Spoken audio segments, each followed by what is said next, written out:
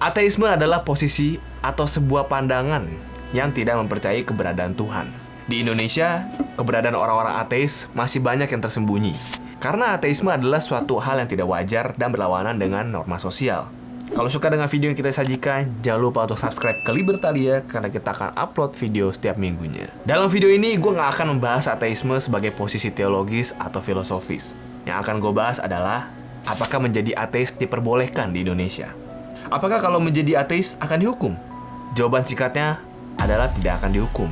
Anda tidak akan dipenjara kalau Anda memutuskan untuk menjadi ateis. Kenapa? Karena tidak ada hukum positif di Indonesia yang melarang ateisme. Mulai dari UUD sampai Perda, tidak ada satupun peraturan yang mengatur bahwa menjadi ateis di Indonesia dilarang. Tapi bagaimana dengan hukum sosial?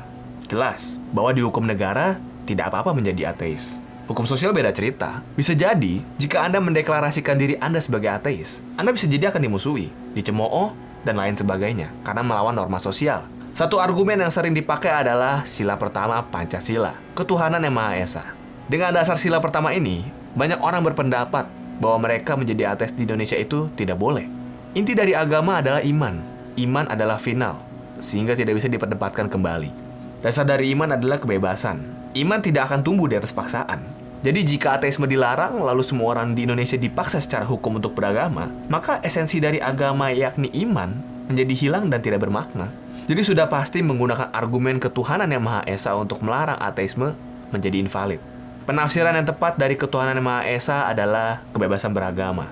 Seperti yang tercantum dalam pasal 29 ayat 2 UUD 1945, negara menjamin kemerdekaan tiap-tiap penduduk untuk memeluk agamanya masing-masing dan beribadat menurut agamanya dan kepercayaannya itu.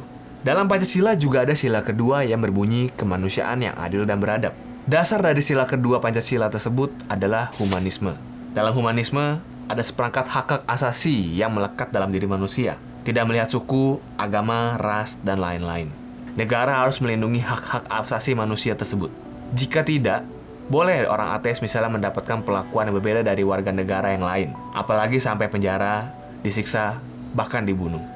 Sebagai masyarakat yang demokratis, kita harus bisa membedakan ruang publik dan privat. Kita harus belajar untuk menghormati privasi seseorang, dan negara juga jangan terlalu mengatur kehidupan privat seseorang. Contoh paling kecil adalah berhenti bertanya, agama lu apa? Tidak ada hubungan agama dengan peran seseorang di publik. Tidak ada hubungan seorang dokter yang handal dengan agama yang dia percayai. Apakah kita akan bertanya kepada dokter, agama lu apa? Ketika kita sedang kritis, manfaatkanlah waktu sebaik-baiknya, karena waktu tidak bisa diulang. Bahaslah topik-topik publik yang kini jarang kita dengar sehari-hari. Bahaslah mengenai artificial intelligence. Bahaslah perekonomian di masa depan. Bahaslah politik Indonesia, dan lain-lain. Jangan sampai negara kita tertinggal dari negara-negara lain yang semakin maju dan canggih.